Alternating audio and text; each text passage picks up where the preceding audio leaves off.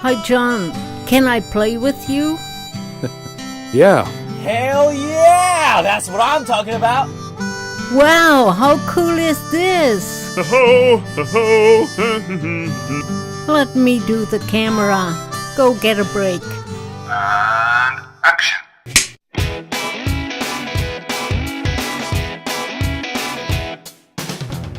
Yep, driving on the Route 66, the Mother Road, is a must while visiting the Southwest. Not too much going on here in Santa Rosa, New Mexico. The first stop was at the eastern part of the Sonora Desert National Park. Boy, oh boy, is that hot here. Even the wind is feeling like standing in front of a hot air hairdryer. This area is very unique, with all these mostly over 100 years old saguaros, which mean a home for many of those desert critters. I don't want to know at all sometimes on whose front door I am filming. It can be very dangerous, all those poisonous insects, scorpions, spiders, rattlesnakes, or the poisonous Gila monster, which isn't really aggressive, but it doesn't like to be in a movie. There are also harmless critters around, and some who can't run away from me. This I wouldn't do with a rattlesnake. Well, I wouldn't be able to do it with a rattlesnake. Well, I better leave this desert turtle alone. The encounter of a roadrunner would be fun. Aha, there is one, and this one can't run away. It is the symbol for the state bird of New Mexico.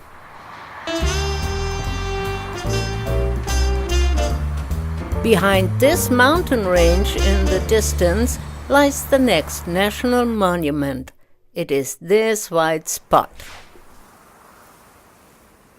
A 275 square feet area at Tularosa Basin, covered just by gypsum.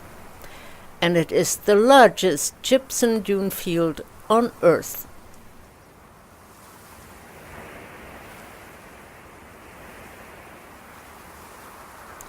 $250 million years ago, there was a shallow sea, and when the mountains, the Rocky Mountains, Sacramento and St. Andre Mountains rose, the Tularosa Basin was formed.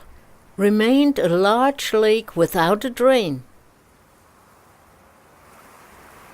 The water evaporated slowly and the gypsum crystals were deposited.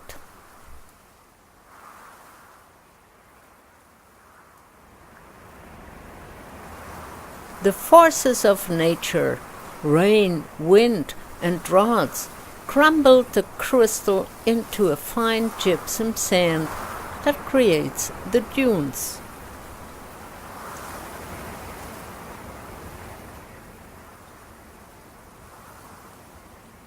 As it is in life, there are always two sides, and what is white here is black in another spot.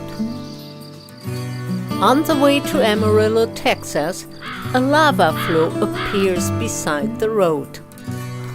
Yep, our planet is very unique. Just open your eyes.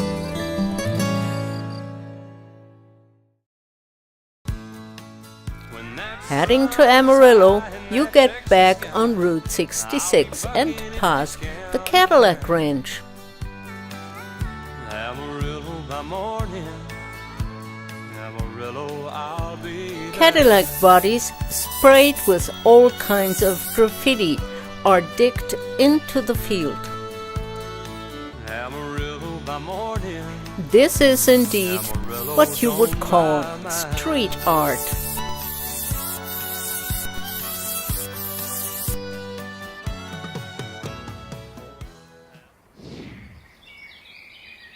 What you see here in the mostly flat panhandle of Texas are not mountains. These are the canyon walls of Paladuro Canyon. Yeah, it's hard to believe, but it is the second largest canyon in the USA.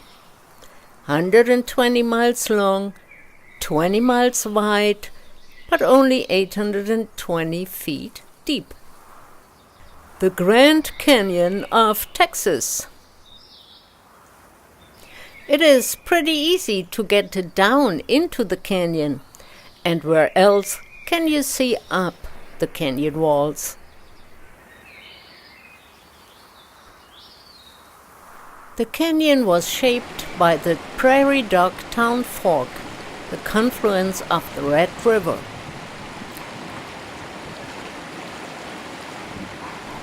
Water is an unbelievable force, but this little water ouzel does not fear the wild running Red River. It dips into the river and comes out with a delicious meal.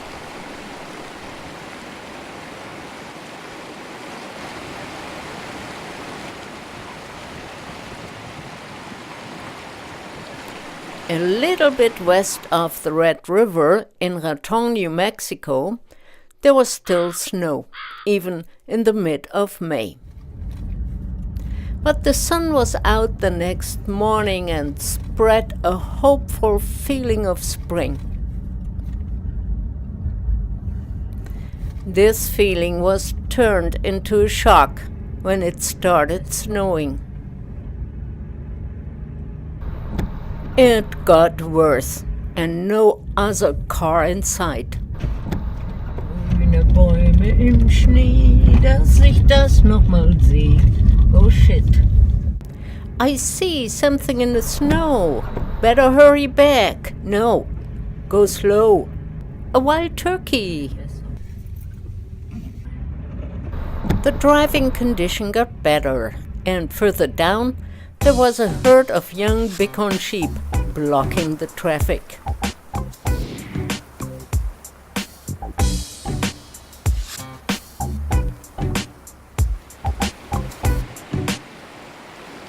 No snow but sunshine on the Rio Grande. Off to Santa Fe.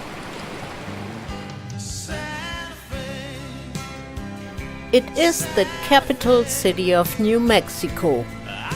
Not a big town, the population is less than 85,000. But Santa Fe is a city of art with about 200 galleries.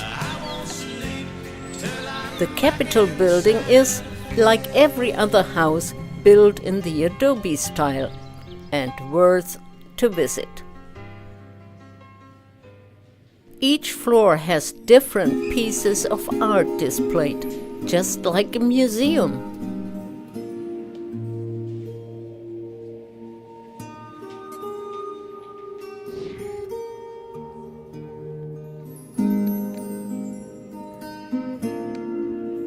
Long before New Mexico belonged to the USA, Santa Fe was a hub. All kinds of goods came over the Santa Fe Trail all the way from the Missouri into the Southwest. In 1870, this changed because the railroad now took over the transport of goods. Santa Fe all the way.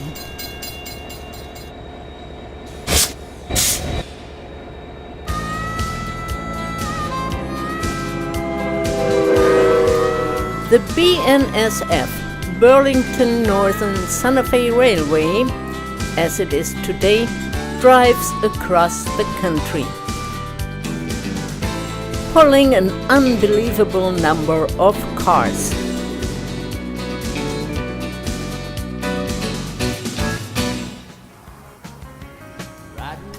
With the railroad, all of a sudden, Horses and wagons were not needed anymore.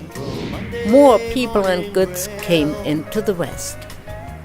15 cars, 15 restless riders.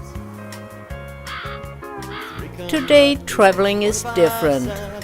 Believe it or not, the old train cars are still in use. Train pulls out of Kentucky, rolls long past houses, farms, and fields.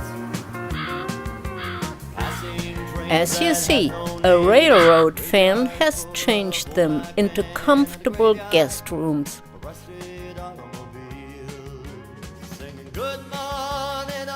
What a clever idea! All you need is here. I'm your native son. I'm the train they call the city of New Orleans. I'll be gone 500 miles when day is done. The Four Corners National Monument, where 4 U.S. states meet, New Mexico, Arizona, Utah, and Colorado, is Navajo Reservation. Barren land, just deserts, but there's much to see in the wider area. For example, the Natural Bridges Monument. As a part of the Colorado Plateau, sandstone was shaped million years ago. A river meandered, washed the sandstone more and more out, wind and weather eroded, constantly shaping this scenery.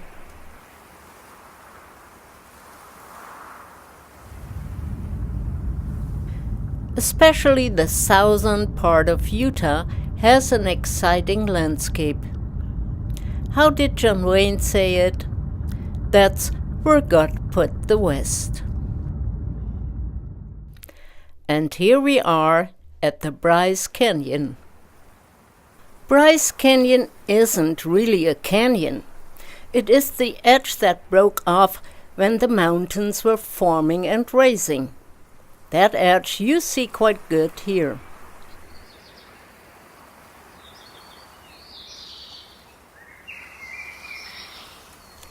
Those hoodoos, all the little turrets, were shaped from melting snow water that ran into little cracks.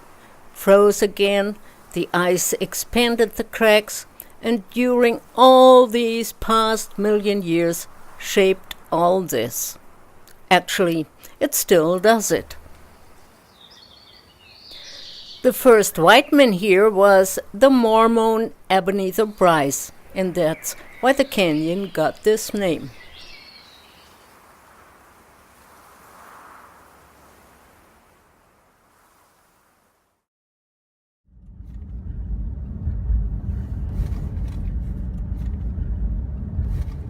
Just around the corner, 50 miles away, lies Zion National Park.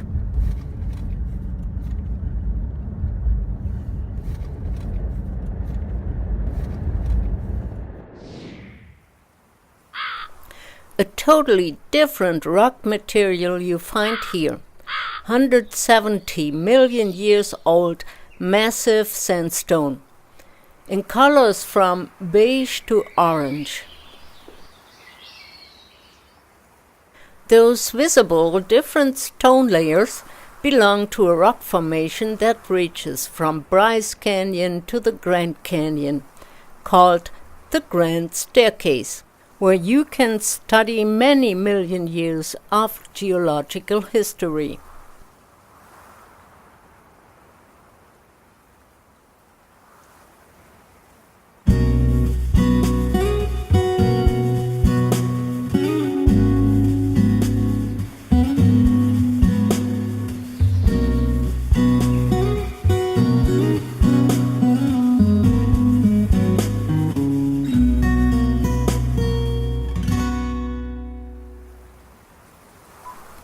A different type of desert is Mojave Desert. So to speak, it is a rain shadow desert. That means it is surrounded by mountain ranges that are blocking the rain clouds. The land behind the mountains almost never get any rain. At Mojave, there's only 150 milliliter rainfall a year. And it gets hot in July and August, about 115 degrees. A typical plant in this desert is the Joshua tree.